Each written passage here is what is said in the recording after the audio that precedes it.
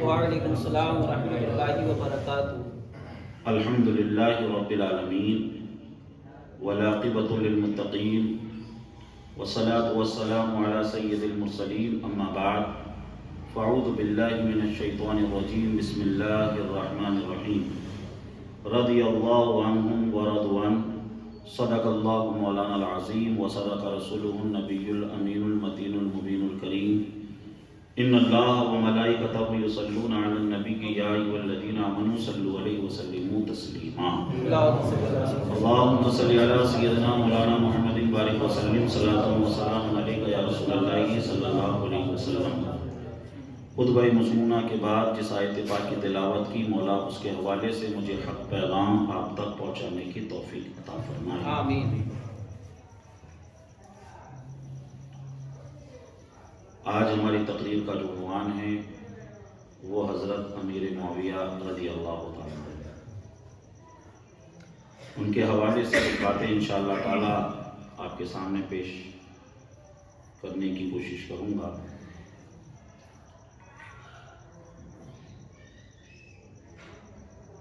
جو تقریر ہوگی اس میں پہلے حصے میں حضرت امیر معاویہ رضی اللہ تعالیٰ عنہ کے خاندانی پس منظر، ان کے خاندان کا بیک گراؤنڈ کیا ہے، وہ تقریر کا جو دوسرا حصہ ہوگا وہ حضرت امیر معاویہ رضی اللہ تعالیٰ عنہ کے ماں باپ کون تھے، اور تقریر کا تیسرا حصہ حضرت امیر معاویہ رضی اللہ تعالیٰ عنہ کی شخصیت کے حوالے سے۔ تو حضرت امیر معاویہ رضی اللہ تعالیٰ عنہ کا جو خاندان،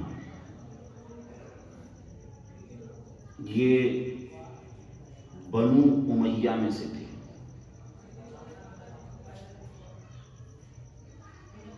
عرب میں دو خاندان بڑے مشہور ہیں، بنو ہاشم اور بنو امیہ۔ ہمارے آقا صلی اللہ علیہ وسلم بنو ہاشم میں سے تھے، اور حضرت امیر معاویہ رضی اللہ تعالیٰ عنہ بنو امیہ میں سے تھے۔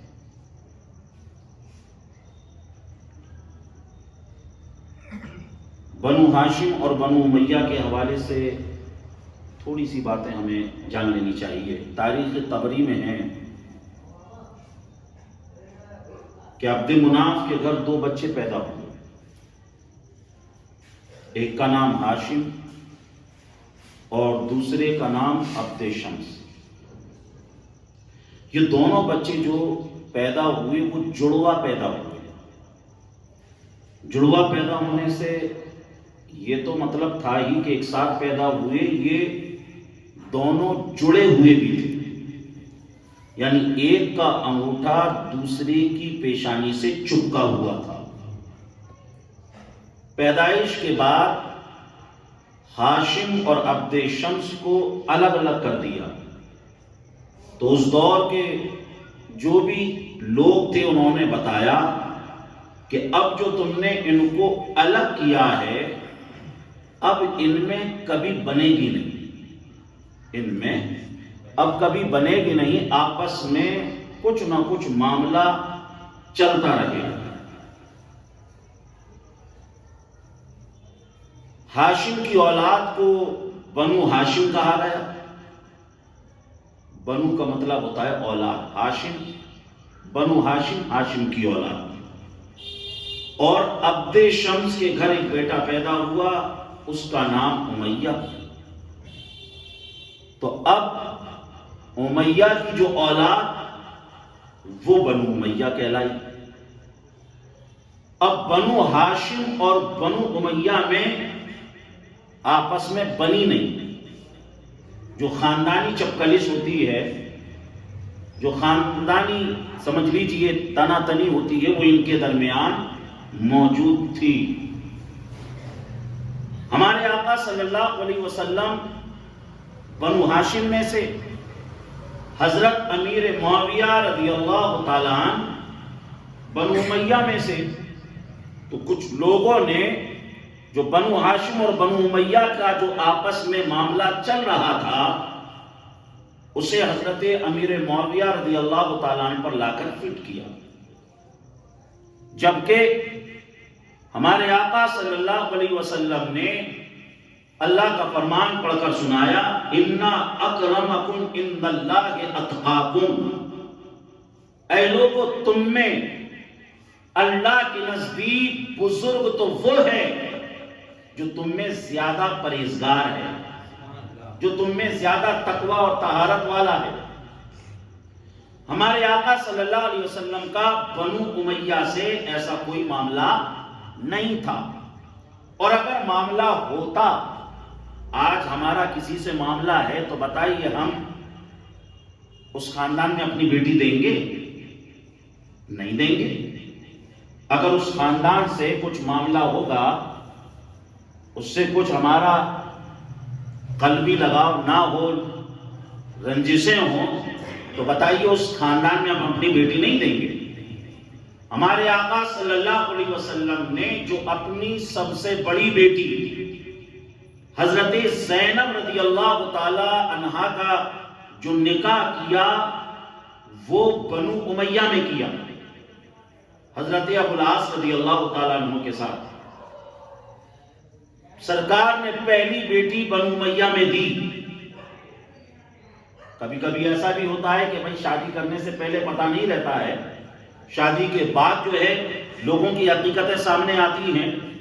تو اللہ کے نبی صلی اللہ علیہ وسلم نے پہلی بیٹی بنو امیہ میں دی، سرکار نے اپنی دوسری بیٹی بھی بنو امیہ میں دی، حضرت عثمان غنی رضی اللہ تعالیٰ عنہ کے لیے، اور سرکار صلی اللہ علیہ وسلم نے اپنی تیسری بیٹی وہ بھی بنو امیہ میں دی۔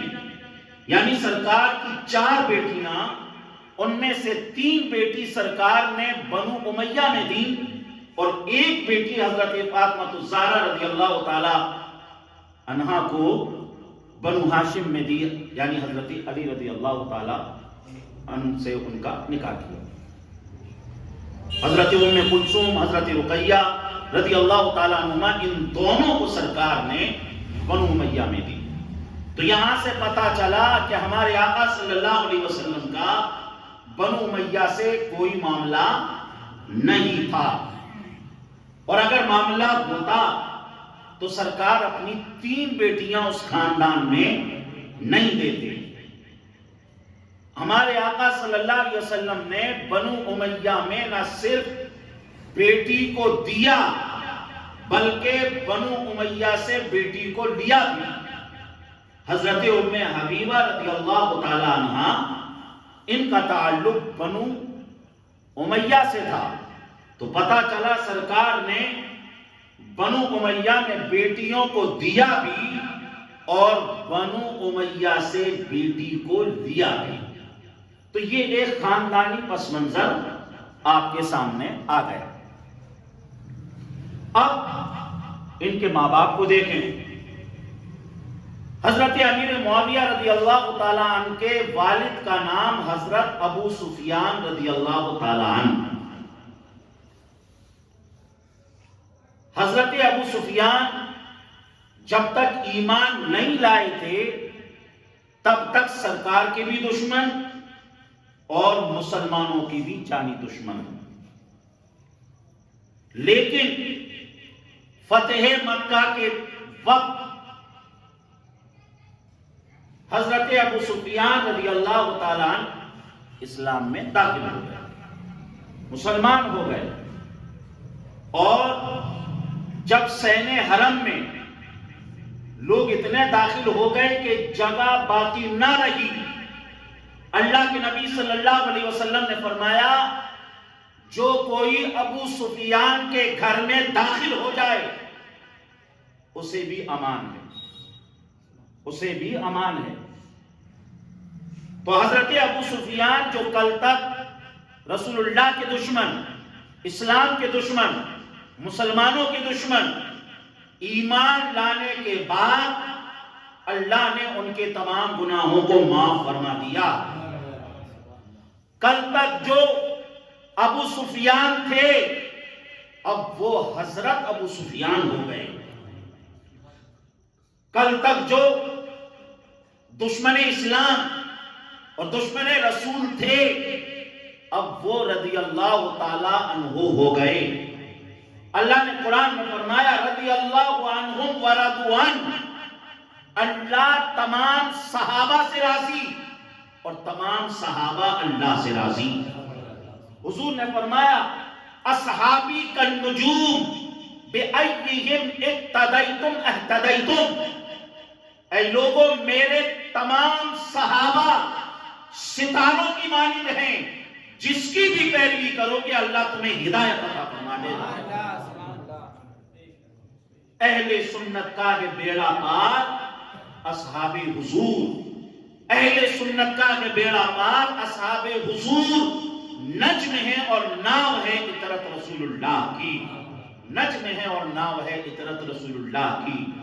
ہمیں حضور کے اہل بیت سے بھی محبت اور ہمیں حضور کے صحابہ سے بھی محبت۔ ہم اہل بیت اطہار سے جو محبت کرتے ہیں وہ بھی رسول اللہ کی وجہ سے کرتے ہیں، اور ہم جو رسول اللہ صلی اللہ علیہ وسلم کے صحابہ سے محبت کرتے ہیں وہ بھی رسول اللہ صلی اللہ علیہ وسلم کی وجہ سے کرتے ہیں۔ تو آپ کے جو والد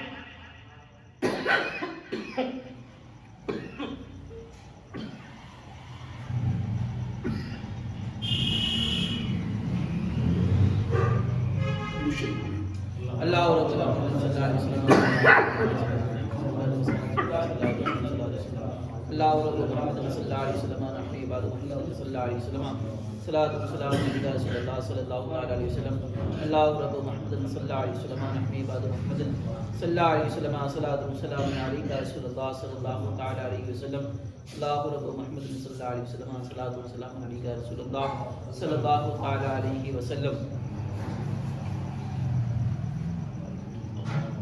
ایک مرتبہ اللہ رب العالمین صلی اللہ علیہ وسلم، صلاۃ و سلام علی رسول اللہ صلی اللہ علیہ وسلم، اللہ رب محمد صلی اللہ علیہ وسلم، صلاۃ و سلام علی رسول اللہ صلی اللہ علیہ وسلم، اللہ رب محمد صلی اللہ علیہ وسلم، صلاۃ و سلام علی رسول اللہ صلی اللہ علیہ وسلم، اللہ رب محمد صلی اللہ علیہ وسلم، صلاۃ و سلام علی رسول اللہ صلی اللہ علیہ وسلم، اللہ رب محمد صلی اللہ علیہ وسلم، اللهم صل على سيدنا صلی اللہ علیہ وسلم، صلاۃ و سلام علی رسول اللہ صلی اللہ تعالی علیہ وسلم، صلاۃ و سلام علی رسول اللہ صلی اللہ علیہ وسلم، اللہ رب تو آپ کے جو والد حضرت ابو سفیان، ان کے بارے میں تھوڑی سی معلومات ہوئی۔ ایک بار حضرت ابو سفیان رضی اللہ تعالیٰ عنہ نے سرکار صلی اللہ علیہ وسلم کی بارگاہ میں عرض کیا، یا رسول اللہ میری 3 خواہشیں ہیں، میری 3 خواہشیں ہیں۔ سرکار نے فرمایا بتائیے، تمام تاریخ کی کتابوں میں موجود ہے۔ کہتے ہیں یا رسول اللہ میری پہلی خواہش یہ ہے کہ میں اپنی بیٹی کو آپ کے نکاح میں دیکھنا چاہتا ہوں۔ سبحان اللہ، یعنی نکاح پہلے ہو چکا تھا، جب نکاح ہوا تھا اس وقت حضرت ابو سفیان مسلمان نہیں تھے۔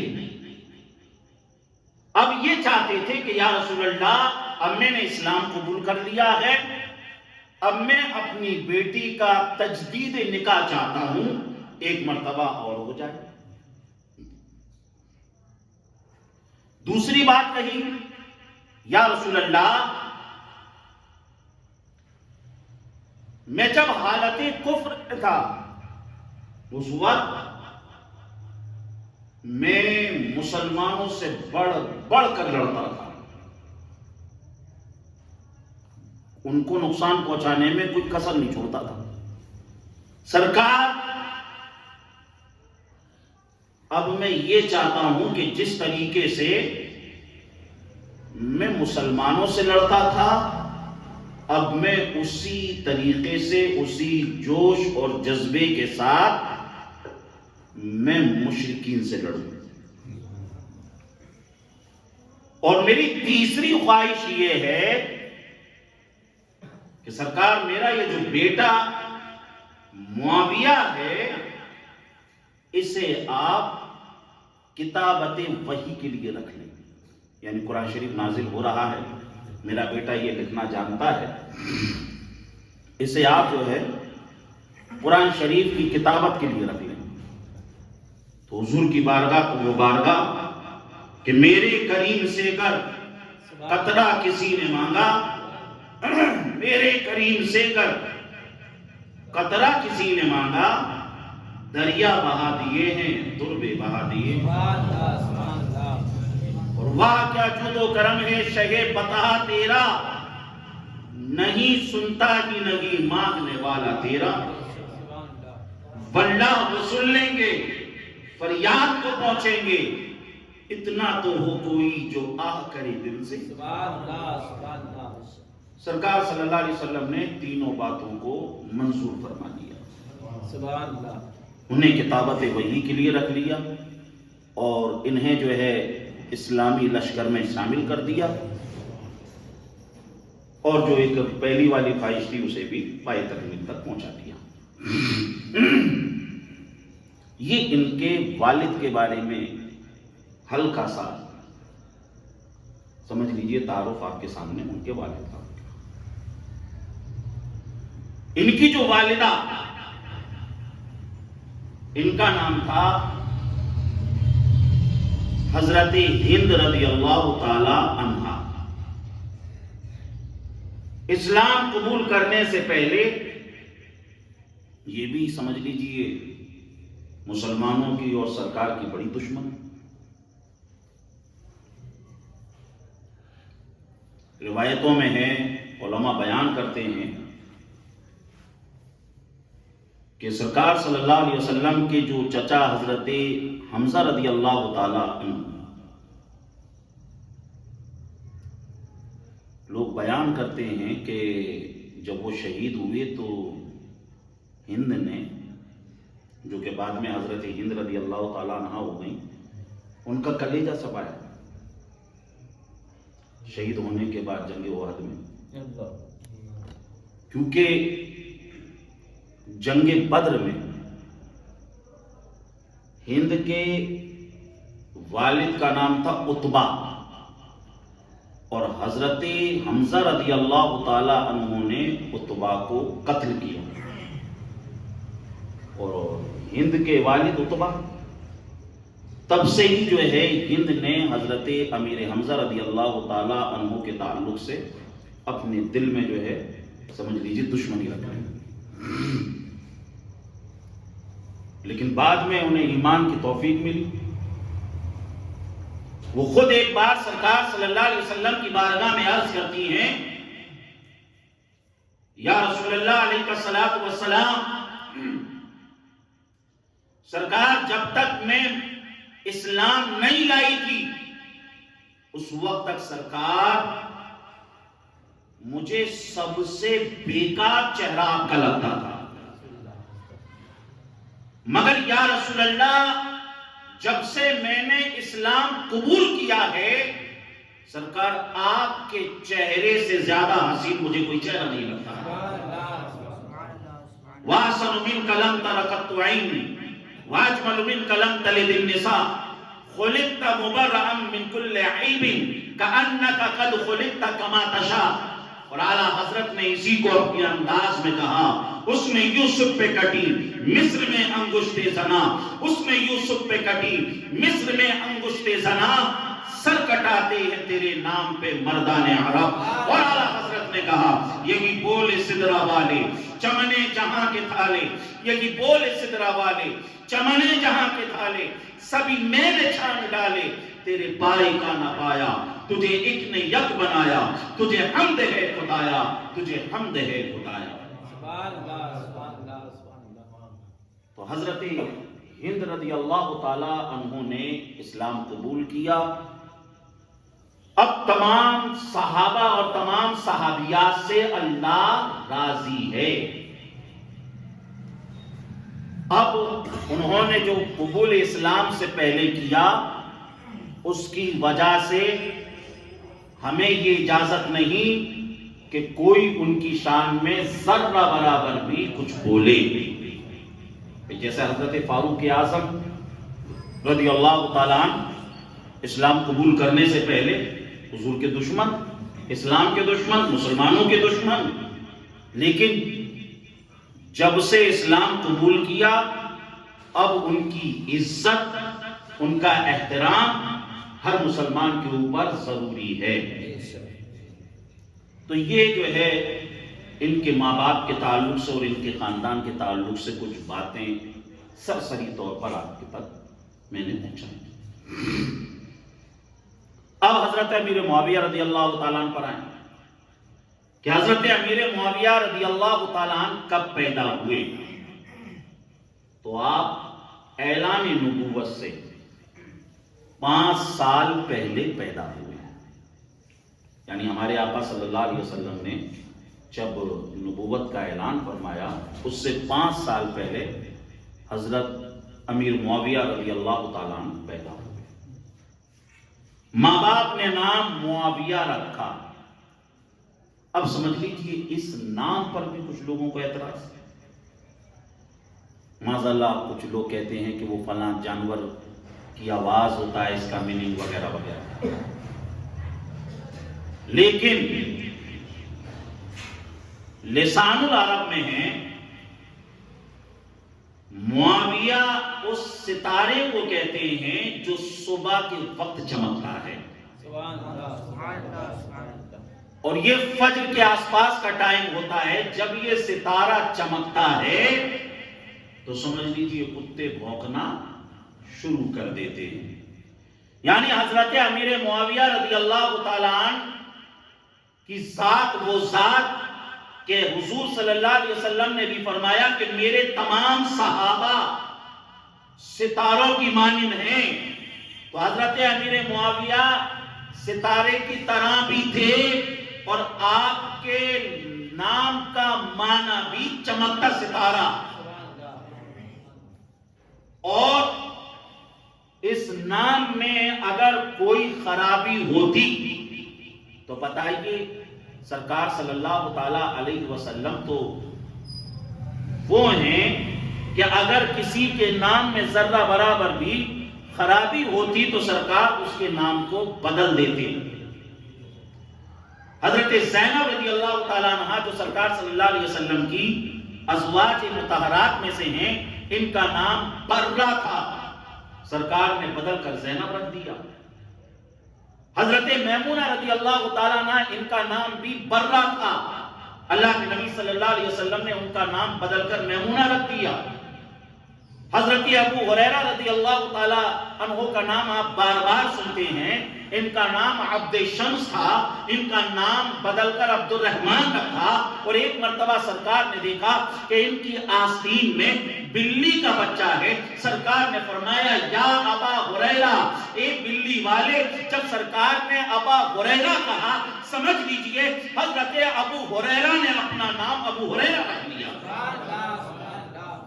اب دنیا ان کا اصلی نام نہیں جانتی ہے، بلکہ جس نام سے سرکار نے پکارا انہوں نے سمجھ لیجئے اپنا وہی نام رکھا، اور سرکار نے جو نام ان کو عطا کیا سمجھ لیجئے انہوں نے ہر جگہ اسی نام کو بتایا۔ تمام حدیث کی کتابوں میں آپ کو ابو ہریرہ ہی ملے گا۔ تو اگر معاویہ نام میں کسی طرح کی کوئی غلطی یا کسی طرح کا معنی کے اعتبار سے اس کے اندر کچھ معاملہ گڑبڑ ہوتا تو اللہ کے نبی صلی اللہ علیہ وسلم اسے تبدیل فرما دیتے۔ اور علامہ بدر الدین عینی علیہ الرحمہ عمدۃ القاری فی شرح صحیح البخاری، عمدۃ القاری میں اس بات کو نقل فرماتے ہیں کہ حضرت امیر معاویہ رضی اللہ تعالی عنہ کے علاوہ سرکار صلی اللہ علیہ وسلم کے 20 سے زیادہ صحابہ ایسے تھے جن کا نام معاویہ تھا۔ 20 سے زیادہ صحابہ تھے جن کا نام معاویہ تھا۔ تو حضرت امیر معاویہ رضی اللہ تعالیٰ عنہ کا نام اور جو ہے کب آپ پیدا ہوئے یہ پتا چلا۔ اب ایمان کب لائے؟ تو صلح حدیبیہ کے موقع پر حضرت امیر معاویہ رضی اللہ تعالیٰ عنہ نے اسلام قبول کر لیا۔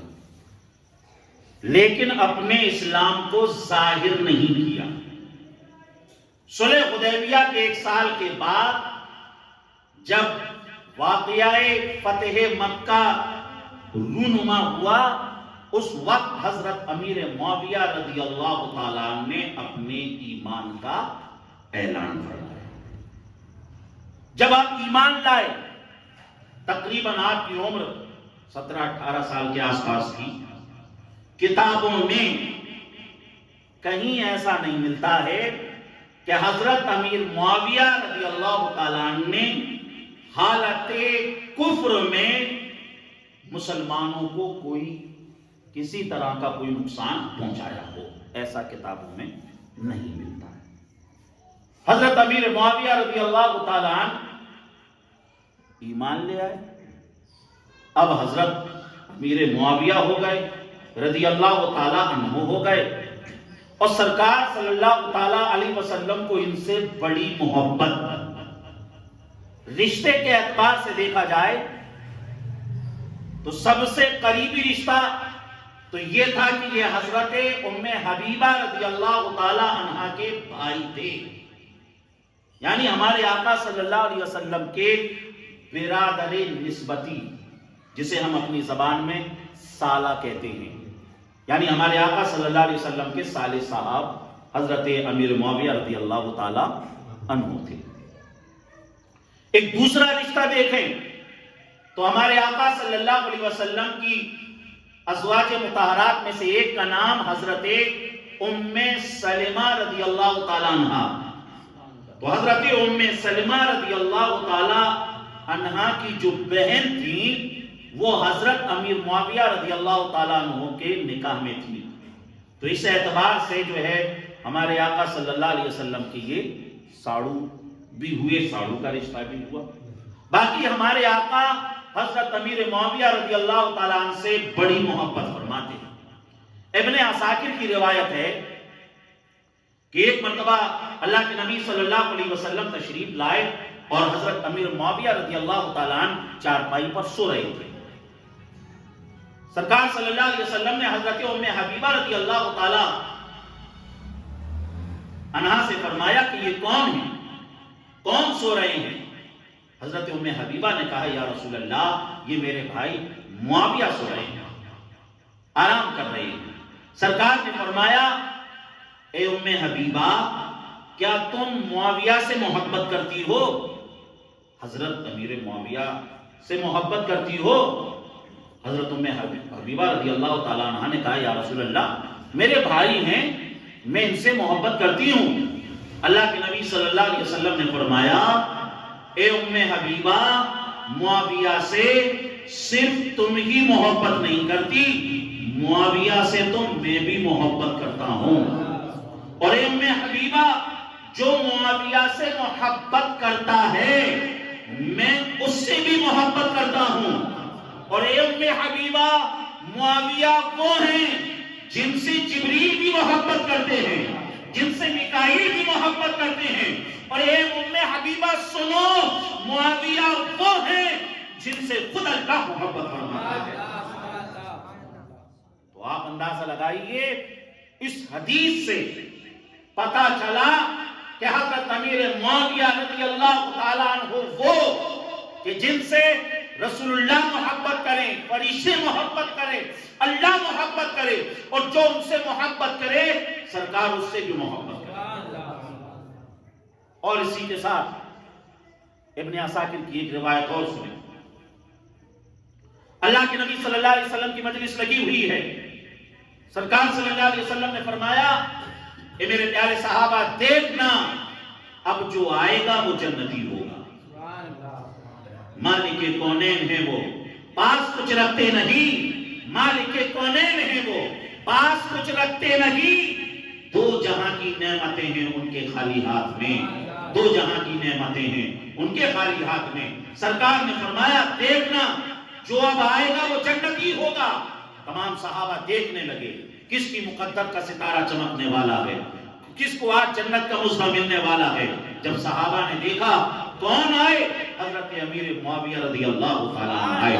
سرکار صلی اللہ تعالیٰ علیہ وسلم نے جب بتایا تو تمام کے تمام صحابہ نے ان کو مبارکبادیاں دی. اور اللہ کے نبی صلی اللہ تعالیٰ علیہ وسلم نے ارشاد فرمایا، اے لوگو، جنت میں اور معاویہ کس طریقے سے ہوں گے؟ جس طریقے سے یہ جو دو انگلیاں ہیں، اس طریقے سے میں اور معاویہ جنت میں ہوں گے. اور سرکار نے پھر یہ بھی فرمایا، اے لوگو، معاویہ مجھ سے ہے، میں معاویہ سے ہوں. یہ حضرت امیر معاویہ رضی اللہ تعالیٰ عنہ کی شان، حضرت امیر معاویہ رضی اللہ تعالیٰ عنہ کا مقام اور مرتبہ. اور آپ دیکھیں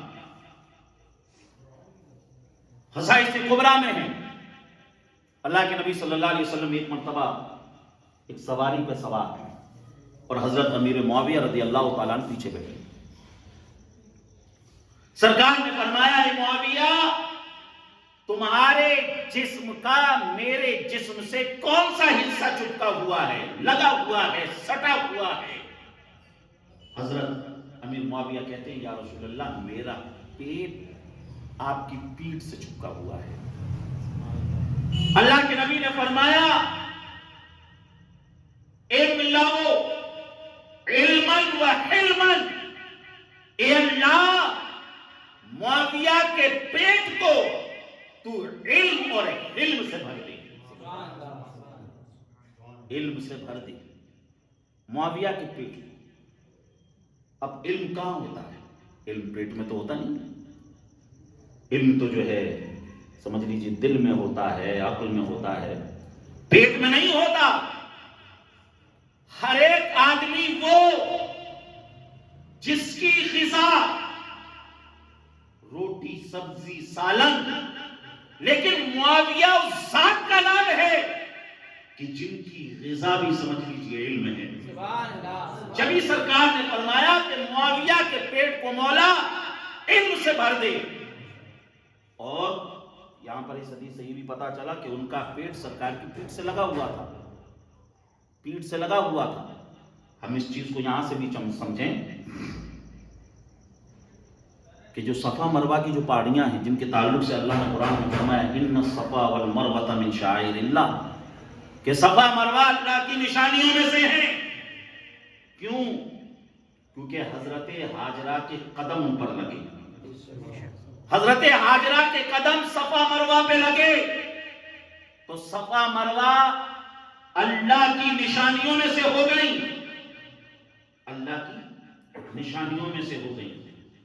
صفا مروہ پر حضرت ہاجرہ کے قدم لگے تو وہ اللہ کی نشانیوں میں سے نشانی ہو گئی.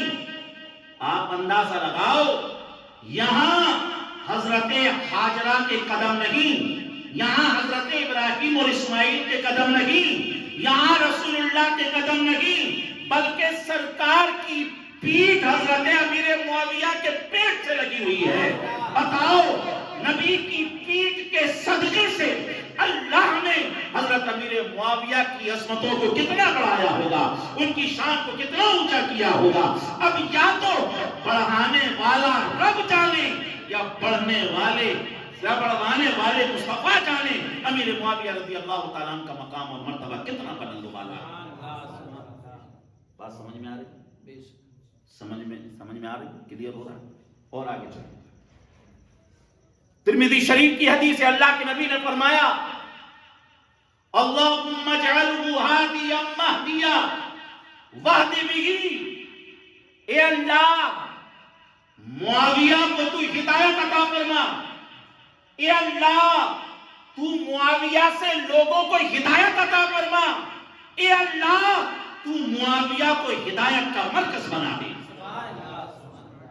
بتائیے حضرت امیر معاویہ کی شان، حضرت امیر معاویہ کا مقام اور مرتبہ، حضرت امیر معاویہ کی عزتیں، عظمتیں، رفتیں کس طریقے سے اللہ کے نبی صلی اللہ تعالی علیہ وسلم بیان کر رہے ہیں.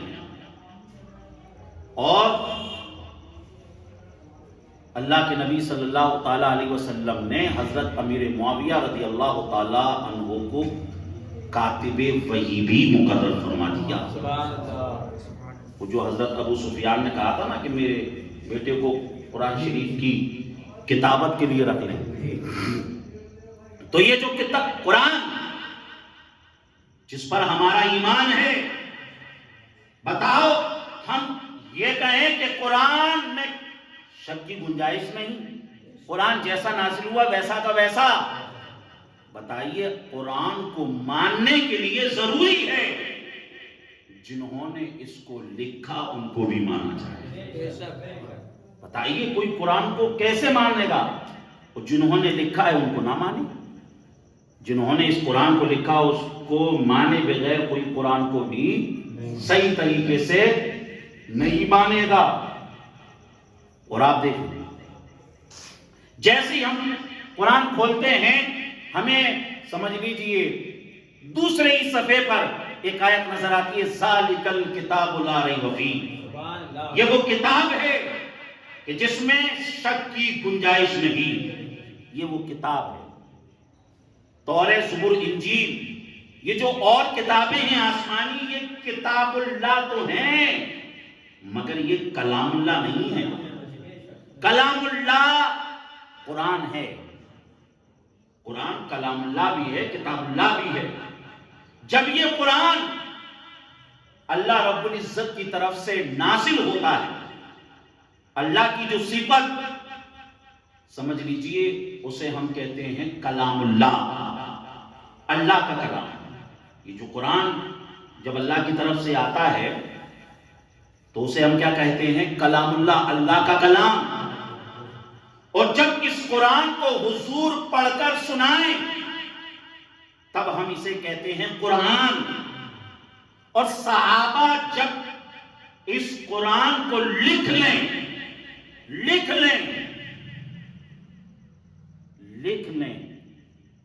کتاب کسے کہتے ہیں؟ لکھی ہوئی چیز کو کتاب کہتے ہیں۔ جب صحابہ اس قرآن کو لکھ لیں تو یہ ہو جاتا ہے کتاب اللہ۔ پتہ کیا چلا، معلوم کیا ہوا کہ رب کے علم میں تھا کہ کچھ لوگ ایسے ہوں گے جو قرآن کو کتابت کر رہے ہیں، ان کو نہیں مانیں گے۔ تو اللہ نے قرآن کے پہلے ہی صفحے پہ سمجھ لیجئے یہ آیت نازل کر دی، ذالک الکتاب لا ریب فیہ، جو صحابہ نے لکھا ہے، جو کتاب اللہ ہے، جو اللہ کی کتاب ہے، اے لوگوں اس میں بھی شک کی گنجائش نہیں ہے، یہ شان حضرت امیر معاویہ رضی اللہ تعالیٰ عنہ کی سمجھ میں آ رہا ہے؟ کلیئر ہو رہی ہیں باتیں؟ اور آگے سرکار صلی اللہ علیہ وسلم حضرت امیر معاویہ سے محبت فرماتے تھے اور حضرت امیر معاویہ بھی سرکار سے محبت کرتے تھے۔ اس کی ایک دو مثال اور اس کے بعد انشاءاللہ تعالی ہماری بات مکمل ہو جائے گی۔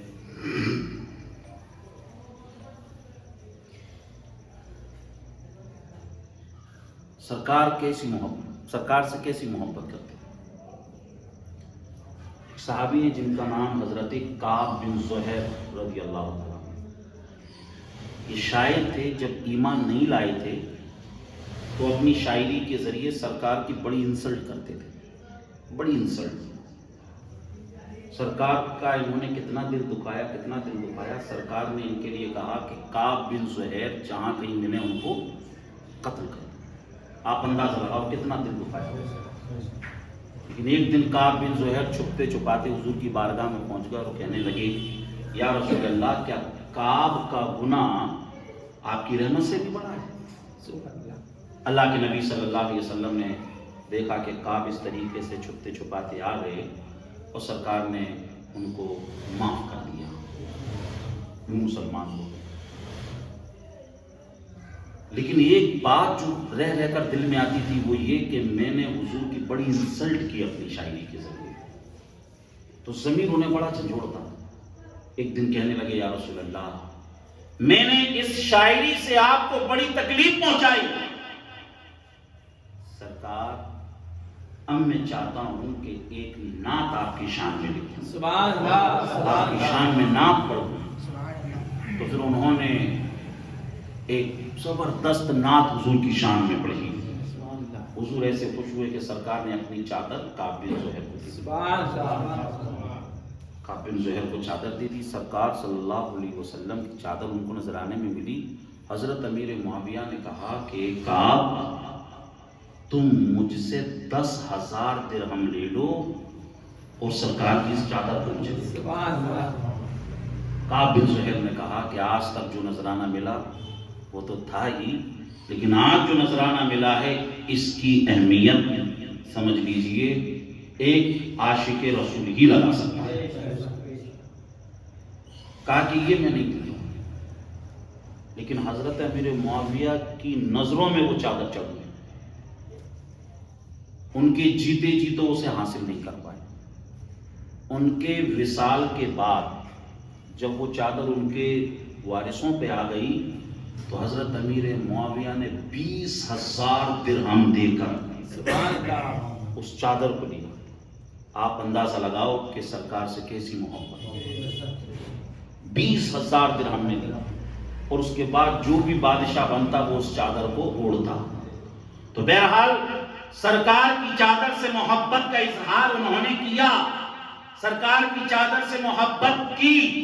اللہ کے نبی صلی اللہ علیہ وسلم نے ایک مرتبہ فرمایا، ابن عساکر نے اپنی کتاب میں اس روایت کو نقل فرمایا. اللہ کے نبی نے ارشاد فرمایا، اے ام حبیبہ جانتی ہو اللہ تعالی معاویہ کو کیسی شان عطا فرمائے گا، کیسی عزت عطا فرمائے گا. حدیث کا مفہوم ہے سرکار صلی اللہ علیہ وسلم نے فرمایا، اے ام حبیبہ جب قیامت کا بازار ہوگا، خدا کا دربار ہوگا، نفسی نفسی کا عالم ہوگا، کوئی کسی کا مددگار نہ ہوگا، اے ام حبیبہ جب لوگ قبروں سے اٹھیں گے ان کے جسموں پر کپڑے نہیں ہوں گے، اللہ تعالیٰ اس دن تمہارے بھائی معاویہ کو نور کی چادر عطا فرمائے گا. سمجھ لیجئے یہ سرکار صلی اللہ علیہ وسلم نے جو فرمایا اس لیے کیونکہ انہوں نے سرکار کی چادر سے محبت کی. اس کا بدلہ اللہ کے نبی صلی اللہ علیہ وسلم نے انہیں ایسا دیا. سمجھ لیجیے کہ جب قیامت میں اللہ تعالیٰ تمہیں نور کی چادر عطا فرمائے گا. حضرت امیر معاویہ کی بڑی شان، حضرت امیر معاویہ کا بڑا مقام حضرت امیر معاویہ رضی اللہ تعالی عنہ بڑے متقی پرہیزگار ہیں. امام جلال الدین رومی نے مثنوی کے اندر اس روایت کو لکھا کہ ایک مرتبہ فجر کی نماز میں کچھ تاخیر ہوئی تو شیطان آ گیا ان کو اٹھانے کے لیے کہ اٹھو اٹھو. یہ اٹھ گئے. انہوں نے کہا کہ تو کون؟ پہلے تو ادھر ادھر کی کرنے لگا، انہوں نے پکڑ لیا کہ تو کون؟ بعد میں کہتا ہے کہ میں شیطان ہوں. کہا کہ تو شیطان ہے؟ ان الشیطان للانسان عدو مبین. شیطان تو انسان کا دشمن ہے. ان الشیطان یجری فی الانسان کمجری الدم. خون کی طرح رگوں میں دوڑتا ہے، اس کو بہکاتا ہے. تیرا کام تو نماز سے ہٹانا، تو نماز کے لیے مجھے اٹھا کیسے رہا ہے؟ تو اس نے کہا اگر آپ کی چھوٹ جاتی، جماعت نکل جاتی تو آپ اتنا روتے اور اتنی نمازیں پڑھتے کہ اللہ تعالیٰ آپ کو اتنا ثواب دیتا کہ اس نماز سے زیادہ تمہیں اللہ ثواب دے دیتا. تو میں نے سوچا آپ کو وہ زیادہ ثواب نہ مل جائے گا، سبحان اللہ. اس لیے میں آپ کو اٹھانے آیا. سبحان اللہ. تو یہاں سے حضرت امیر معاویہ رضی اللہ تعالیٰ عنہ کی عبادت کا بھی اندازہ ہوا. اور حضرت امیر معاویہ رضی اللہ تعالیٰ عنہ کے پاس سرکار کے منہ مبارک تھے. سرکار صلی اللہ علیہ وسلم کا ایک جو ہے سمجھ لیجیے تہمت تھا، ایک جبہ تھا اور ایک کرتا تھا اور ناخن شریف بھی تھے سرکار کے. تو آپ نے اپنے وصال کے وقت یہ وصیت کی کہ مجھے سرکار کے کپڑوں میں ہی کفن دینا اور سرکار کے منہ مبارک میرے منہ میں رکھ دینا، سرکار کے جو ناخن ہیں وہ میرے سینے پر رکھ دینا، تاکہ جب میں قبر میں پہنچوں تو معاملہ ہو لحد میں عشق رخ شے کا داغ لے کے چلے، اندھیری قبر سونی تھی چراغ لے کے چلے، اور نکیریں کرتے ہیں تعظیم میری، فدا ہو کہ تم پہ یہ عزت ملی ہے. یہ شان حضرت امیر معاویہ رضی اللہ تعالیٰ عنہ. آپ نے سمجھ لیجئے 78 سال کی عمر میں آپ کا وصال ہوا. 20 سال تک آپ نے آدھی دنیا کے اوپر حکومت کی. سبحان اللہ. 20 سال تک. اور آپ کا جو وصال وہ رجب کی اس میں جو رجب کا مہینہ تھا. آج تو جو ہے شعبان کا چاند نظر آ گیا. 1 تاریخ ہو گئی اور رجب کی 22 تاریخ کو حضرت امیر معاویہ رضی اللہ تعالیٰ عنہ کا وصال ہوا، جس کو ہم جو ہے عمرے کی نیاز کراتے ہیں، فاتحہ کراتے ہیں. آخری بات اور سنیں. المقصود کتاب کا نام ہے. اس کے اندر یہ روایت ہے. محمد بن فضل الکماری ایک بہت بڑے عالم، لیکن حضرت امیر معاویہ کے تعلق سے ان کے دل میں کچھ غلط خیالات. خواب دیکھا کہ میرے منہ سے جو ہے بڑے بڑے بال نکل رہے ہیں اور جو گھٹنے تک آ رہے ہیں، اور منہ سے خون اور بدبودار نکل رہا ہے. انہوں نے اس خواب کی تعبیر معلوم کی کہ خواب کی تعبیر کیا ہے. تو بتایا گیا کہ خواب کی تعبیر یہ ہے کہ تم نے حضرت امیر معاویہ رضی اللہ تعالیٰ عنہ کے تعلق سے کچھ غلط خیالات لے کر تو نہیں آئے اپنے دل میں. تو کہا کہ ہاں. کہا کہ یہ وہی ہے. اگر چاہتے ہو اس عذاب سے بچو، توبہ کرو اور کسی بھی صحابی کے تعلق سے اپنے دل میں کوئی برا خیال مت لاؤ. بخاری شریف کی بھی حدیث حضور نے فرمایا لا تسبوا اصحابی، میرے صحابہ کو گالی مت دو. رضی اللہ عنہم ورضوا عنہ، اللہ ان سے راضی ہے اور وہ اللہ سے راضی ہے. یہ چند باتیں حضرت امیر معاویہ رضی اللہ تعالیٰ عنہ کے حوالے سے تھیں، تاکہ جو ہے ہم لوگوں کو جو ہے ان کے بارے میں معلوم ہو، اور کبھی کوئی ان کی شان میں بکواس کرے تو ہم اس کو جواب دے سکیں. ہم اہل بیت اطہار سے بھی محبت کرتے ہیں، صحابہ سے بھی محبت کرتے ہیں، اور حضرت علی سے بھی محبت کرتے ہیں. حضرت علی کا مقام مرتبہ حضرت امیر معاویہ رضی اللہ تعالیٰ عنہ سے بہت زیادہ اونچا، بہت زیادہ اونچا. اور جو معاملات ہوئے اس میں حضرت اعلیٰ حضرت نے فتاوی رضویہ میں لکھا فرق مراتب بے شمار، حق بدست حیدر کرار، مگر معاویہ بھی ہمارے سردار، تان کرے ان پر فجار. یعنی حضرت امیر معاویہ بھی ہمارے سردار ہیں، اور جو ان کا معاملہ تھا وہ ان کا معاملہ. اور حضرت امام، اگر کوئی حضرت امیر معاویہ پر سمجھ لیجیے لان تان کرے تو وہ اس سے ان تک نہیں رہے گی، بلکہ حضرت امام حسن تک پہنچے گی کہ حضرت امام حسن نے ان کی بیعت کی. تو پھر بیعت کیسے کر لی اگر وہ صحیح نہیں تھے؟ تو بھئی اگر وہ صحیح نہیں تھے تو بیعت کیسے کر لی؟ بھئی ایک بھائی نے، امام حسین نے تو اپنا سب کچھ کربلا میں قربان کر دیا، انہوں نے یزید کے آگے سرنڈر نہیں کیا، اس کی بیعت نہیں کی، تو پھر انہوں نے کیسے کر لی؟ اگر کوئی امام حضرت امیر معاویہ پر اعتراض کرتا ہے تو وہ اعتراض وہاں تک نہیں رکے گا، بلکہ وہ حضرت امام حسن تک پہنچے گا. تو مطلب یہ ہے کہ علی کے جس بیٹے نے امیر معاویہ سے صلح کی، اب ہم امیر معاویہ سے کبھی جنگ نہیں کر سکتے. اور علی کے جس بیٹے نے یزید سے جنگ کی، ہم کبھی اس یزید سے صلح نہیں کر سکتے.